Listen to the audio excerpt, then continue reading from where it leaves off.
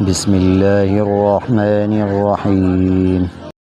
جناب رسول کریم محمد مصطفیٰ صلی اللہ علیہ وسلم سے پہلے تمام ہی انبیاء کرام پر اللہ تبارک و تعالیٰ کی وحی نازل ہوتی رہی ہے، اور اس وحی کی دو قسمیں ہیں۔ ایک وحی وہ ہے جو اللہ تبارک و تعالیٰ اپنے پیغمبروں کو مختلف مواقع پر کچھ ہدایات عطا فرمانے کے لیے نازل فرماتا ہے، لیکن وہ وحی کسی کتاب کی صورت میں محفوظ نہیں ہوتی، بلکہ وہ پیغمبر پر نازل کر دی جاتی ہے اور پھر وہ پیغمبر اس کے مضمون کو اپنی امت تک پہنچاتا ہے۔ اس کو وحی غیر مطلوب بھی کہا جاتا ہے۔ اور ایک وحی وہ ہے کہ جسے اللہ تبارک و تعالیٰ نے باقاعدہ ایک کتاب کی شکل میں نازل فرمایا۔ بعض مرتبہ یہ کتاب اکٹھی کسی نبی کو دے دی گئی اور بعض مرتبہ تھوڑا تھوڑا کر کے اس کو اتارا گیا۔ حضور نبی کریم سرور دو عالم صلی اللہ علیہ وسلم سے پہلے حضرت موسیٰ علیہ السلام کو جو کتاب دی گئی اس کا نام تورات تھا، وہ اکٹھی دی گئی، اور اس کے بعد حضرت داؤد علیہ السلام کو جو کتاب عطا فرمائی گئی اس کا نام زبور تھا، اور ظاہر یہ ہے کہ وہ پوری زبور بھی اکٹھی حضرت داؤد علیہ السلام کو عطا فرمائی گئی تھی۔ پھر حضرت عیسیٰ علیہ السلام کو جو کتاب عطا فرمائی گئی اس کا نام انجیل تھا، اور اس کے بارے میں بھی غالب گمان یہ ہے کہ وہ اکٹھی حضرت عیسیٰ علیہ السلام کو عطا فرمائی گئی تھی۔ لیکن اس سلسلے میں سب سے آخری کتاب اللہ تبارک و تعالیٰ نے حضور خاتم النبیین سرور دو عالم صلی اللہ علیہ وسلم پر نازل فرمائی، اس کا نام قرآن ہے۔ اور یہ اکٹھی نازل کرنے کے بجائے اس میں طریقہ یہ اختیار کیا گیا کہ وہ تھوڑی تھوڑی کر کے اتاری گئی، یعنی حالات اور مواقع کے لحاظ سے اللہ تبارک و تعالیٰ کو جو ہدایات عطا فرمانی تھی وہ ان حالات اور مواقع پر تھوڑی تھوڑی کر کے نازل کی گئی، اور اس طرح قرآن کریم 23 سال میں مکمل ہوا۔ اس کتاب کا نام قرآن رکھا گیا۔ یوں تو قرآن کریم کے کئی نام ہیں، جن میں سے کچھ نام ایسے ہیں جو قرآن کریم نے خود استعمال فرمائے ہیں۔ ایک نام قرآن ہے، ایک فرقان ہے، ایک ذکر ہے، اور ایک الکتاب ہے۔ الکتاب کا مطلب ہے مخصوص کتاب، اور وہ مخصوص کتاب اس لیے قرآن کریم کو کہا جاتا ہے کہ اس سے زیادہ معتبر، مستند اور صحیح کتاب کوئی اور نہیں ہو سکتی، اس لیے اس کو الکتاب کا نام دیا گیا۔ وَأَنزَلْنَا إِلَيْكَ الْكِتَابَ لِتُبَيِّنَ لِلنَّاسِ مَا نُزِّلَ إِلَيْهِمْ، وہاں الکتاب سے مراد قرآن کریم۔ اسی طرح قرآن کریم کا دوسرا نام الذکر بھی ہے۔ اِنَّا نَحْنُ نَزَّلْنَا الذِّكْرَ وَإِنَّا لَهُ لَحَافِظُونَ، قرآن کریم نے فرمایا کہ ہم نے ہی یہ ذکر نازل کیا ہے اور ہم ہی اس کی حفاظت کرنے والے ہیں۔ ذکر کے لفظی معنی نصیحت کے ہوتے، تو چونکہ یہ کتاب سراپا نصیحت ہے اس لیے اس کا نام الذکر بھی ہے۔ تیسرا نام الفرقان۔ الفرقان کے لفظی معنی ہوتے ہیں وہ چیز جو حق اور باطل کے درمیان تمیز پیدا کر، حق اور باطل کے درمیان فرق کو کھول کھول کر بیان کر، حق اور باطل کے درمیان واضح امتیاز پیدا کر، فرق کرنے والا، یعنی حق اور باطل میں فرق کرنے والا۔ اس لیے بعض اوقات اس کا ترجمہ معیار سے بھی کیا جاتا ہے کہ وہ معیار جس کی بنیاد پر حق اور باطل میں فرق کیا جائے۔ تو قرآن کریم کا تیسرا نام الفرقان بھی ہے، اور قرآن کریم نے سورہ آل عمران کے شروع میں یہی نام قرآن کریم کے لیے استعمال فرمایا، وَأَنزَلَ الْفُرْقَانَ، کہ اللہ تعالیٰ نے فرقان نازل۔ اور تیسرا نام جو زیادہ مشہور و معروف ہے اور ہر شخص اس کو جانتا ہے وہ القرآن ہے۔ القرآن کے لفظی معنی ہے وہ کتاب جو پڑھی جائے، وہ چیز جو پڑھی جائے، اور یہاں مراد ہے وہ کتاب جو پڑھی جائے، کیونکہ اس کا جیسا کہ آپ آگے دیکھیں گے کہ اس کتاب کا آغاز ہی پڑھنے کے حکم سے ہوا، اقرأ بسم ربک الذی خلق۔ اور یہ ایک حقیقت ہے کہ ساری دنیا میں سب سے زیادہ پڑھی جانے والی کتاب یہی قرآن ہے۔ تو القرآن کے معنی ہوئے وہ کتاب جو پڑھی جائے، پڑھی جانے والی کتاب۔ یوں تو بہت سی کتابیں پڑھی جاتی ہیں، لیکن اس کے پڑھے جانے کی خصوصیت ایک تو یہ ہے کہ دنیا میں کوئی کتاب اتنی زیادہ نہیں پڑھی جاتی جتنی یہ قرآن پڑھی۔ اس کا اندازہ آپ کو اس سے ہو سکتا ہے کہ دنیا کے کسی بھی خطے میں کوئی لمحہ ایسا نہیں ہے، کوئی لمحہ ایسا نہیں جس میں کہیں نہ کہیں قرآن کریم پڑھا نہ جا رہا، کیونکہ آپ جانتے ہیں کہ دنیا گول ہے اور ہر لمحے کہیں سورج نکل رہا ہے، کہیں سورج غروب ہو رہا ہے، اور کہیں فجر کا وقت ہے، کہیں اشراق کا وقت ہے، کہیں ظہر کا وقت ہے، کہیں عصر ہے، کہیں مغرب ہے، کہیں عشاء ہے، اور کوئی وقت ایسا نہیں ہے کہ جو زمین کے کسی نہ کسی خطے پر کسی نماز کا وقت نہ ہو، اور نماز کے اندر سورہ فاتحہ پڑھی جا رہی ہے، قرآن کریم پڑھا جا رہا ہے۔ تو جہاں جہاں نماز ہو رہی ہے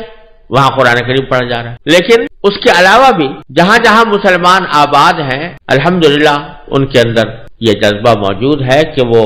نمازوں کے علاوہ بھی قرآن کریم کی تلاوت کریں، بچوں کو قرآن کریم پڑھایا جاتا ہے، حفظ کرایا جاتا ہے۔ اس لحاظ سے یہ دعویٰ کسی طرح بھی مبالغہ نہیں ہے کہ اس دنیا میں سب سے زیادہ پڑھی جانے والی کتاب قرآن کریم، اور یہ اللہ تبارک و تعالیٰ نے ایک قرآن کریم کی خصوصیت جس کو معجزہ بھی کہا جا سکتا ہے یہ رکھی ہے کہ کافر لوگ تو جب قرآن کریم نازل ہوتا تھا تو یہ کہتے کہ لا تسمعوا لهذا القرآن والغوا فيه، ایک دوسرے سے کہتے ہیں بھائی قرآن کو نہ سنو اور کچھ شور شغب مچا دیا کرو جب قرآن پڑھا جائے تاکہ لوگ اس کو سن نہ سکیں، سمجھ نہ سکیں۔ اللہ تبارک و تعالیٰ نے ان کے جواب میں قرآن کو ایسی کتاب بنا دیا کہ جو ساری دنیا میں پڑھی جا رہی ہے اور سب سے زیادہ پڑھی جانے والی کتاب ہے۔ اس لحاظ سے اس کا نام القرآن، اور اس کے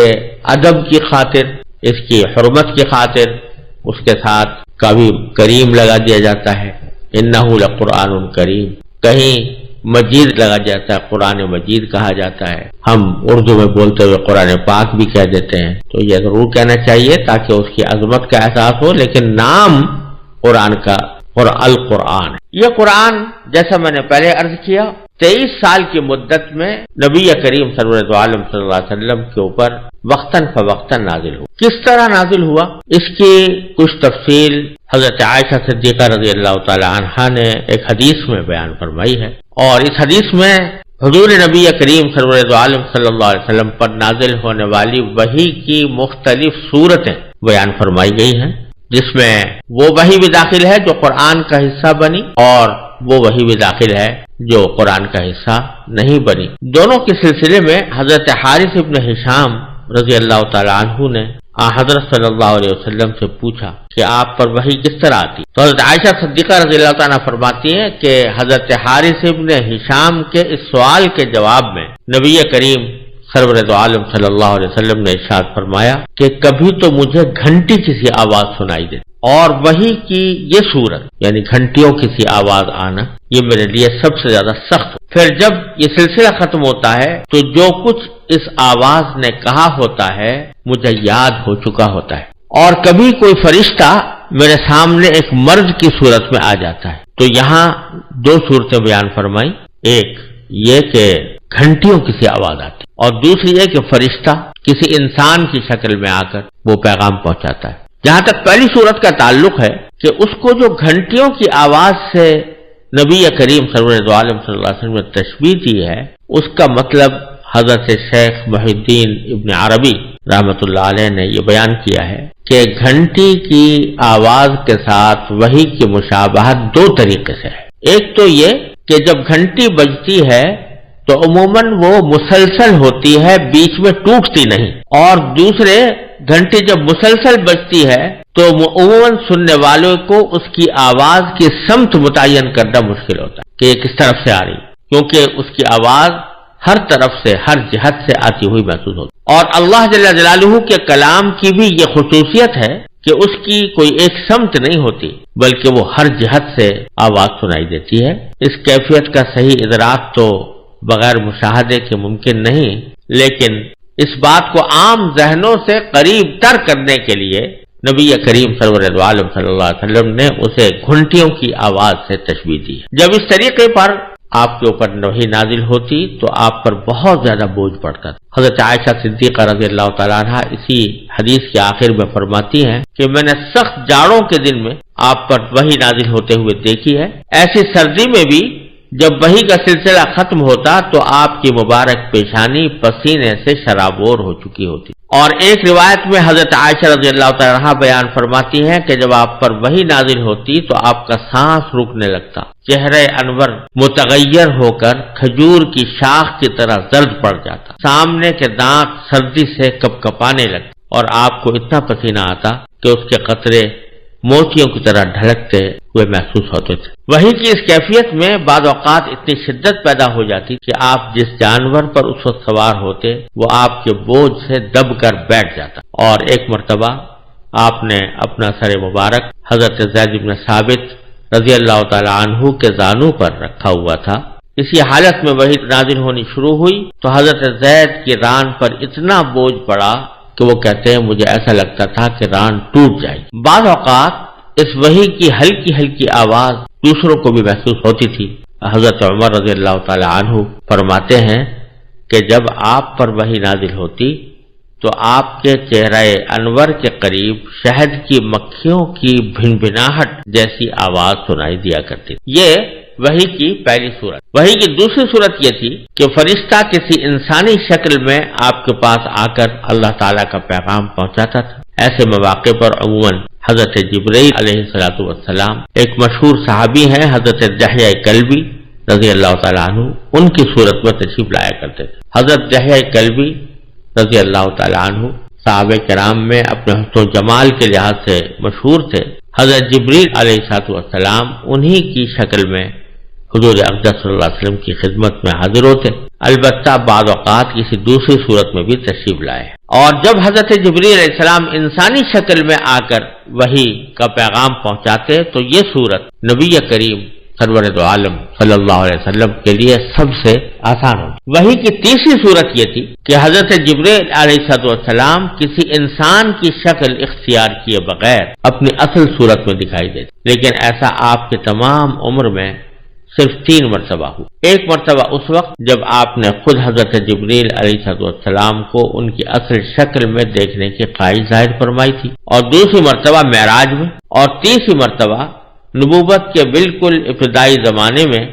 مکہ مکرمہ کے مقام اجیاد پر حضرت جبریل علیہ السلام کو آپ نے اپنی اصلی صورت میں دیکھا۔ پہلے 2 واقعات تو صحیح سند سے ثابت ہیں، البتہ یہ آخری واقعہ سندن کمزور ہونے کی وجہ سے مشکوک، جیسا کہ حافظ ابن حجر رحمۃ اللہ علیہ نے بخاری شریف کی شرح میں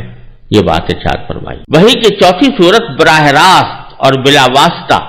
اللہ تبارک و تعالی سے ہم کلامی کی بھی ہوتی ہے۔ یہ شرف حضور اقدس صلی اللہ علیہ وسلم کو بیداری کی حالت میں صرف ایک بار یعنی معراج کے وقت حاصل ہوا، البتہ ایک مرتبہ خواب میں بھی آپ اللہ تعالی سے ہم کلام ہوئے، جیسا کہ علامہ جلال الدین سیوطی نے الاتقان میں اس کی وضاحت فرمائی۔ وحی کی 5ویں صورت یہ تھی کہ حضرت جبریل علیہ السلام کسی بھی صورت میں سامنے آئے بغیر، یعنی نہ تو انسان کی صورت میں آتے تھے نہ اپنی اصل صورت میں،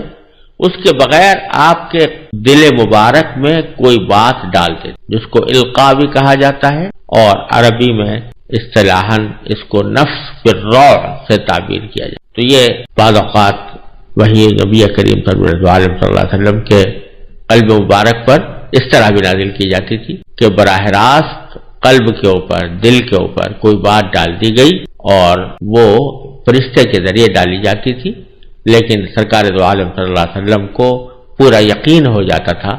کہ یہ بات جو میرے دل میں ڈالی گئی ہے یہ اللہ تبارک و تعالیٰ کی طرف سے وحی ہے۔ انبیاء کرام کے سوا کسی کو بھی اس بات کا یقین حاصل نہیں ہو سکتا کہ جو بات اس کے دل میں آ رہی ہے وہ اللہ تعالیٰ نے ڈالی یا اللہ تعالیٰ نے بھیجی ہے یا کسی فرشتے کی ڈالی ہوئی ہے، لیکن اللہ تبارک و تعالیٰ جب کسی کو اپنا پیغمبر بناتے ہیں اور اس کو نبوت کا فریضہ سونپتے ہیں تو پھر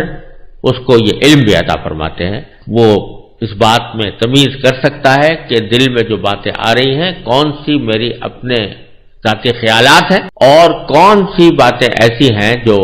اللہ تبارک و تعالیٰ کی طرف سے میرے دل میں ڈالی جا رہی ہیں۔ اور جب نبی کو یقین ہو جاتا ہے کہ یہ اللہ تعالیٰ کی طرف سے دل میں ڈالی ہوئی بات ہے تو اس کو وہ وحی قرار دے کر اس کو اپنے لیے حجت سمجھتا ہے۔ مزید ویڈیوز دیکھنے کے لیے ہمارے چینل کو سبسکرائب کریں۔ جزاکم اللہ۔